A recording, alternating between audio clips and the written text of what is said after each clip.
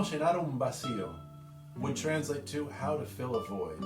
And this is a piece that I wrote, and I think it's very intimate. Let's see what you think. I'm Adam Tully. I'm a composer and guitarist, and if you like what I'm talking about, hit like and hit subscribe. Are you a composer? Are you a guitarist? Or are you a musician? If so, you might want to stick around because I'm going to get into the nitty-gritty details of how I wrote this piece.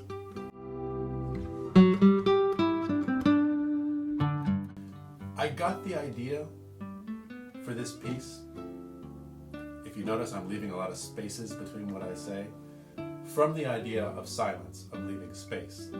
What happens when you have a room full of people and then everyone leaves and you have silence? That's where I got the idea, and I wanted to play with the idea of silence. So check it out. It's an intimate piece. Listen to it. I'd love to hear what you think. Does it sound like silence? Does it sound like I'm playing with the idea of silence? Leave a comment. Okay, if you stuck around, you're a musician, and I'm going to tell you all about what happened in this composition.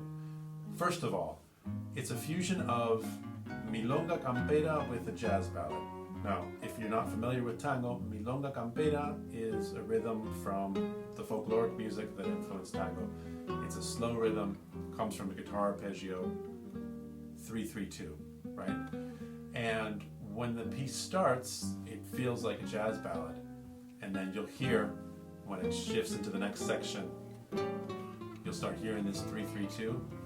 That's the milonga campera. So that's thing number one. Thing number two is that it's part A and part B and theme and variations. You'll hear that. Let me know what you thought of the variations, because thematically what I'm trying to do here is play with the idea of silence.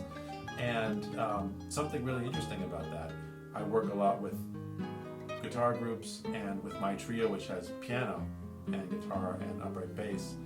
And that means that a lot of the time I'm working with instruments that have no sustain. The guitar has this thing about it where you play a note and it just decays immediately. And I think a lot of times guitarists get hung up about that, and we try to fill in the silence with lots of notes. I have a long note, so I play a note and then I play a bunch of ornaments.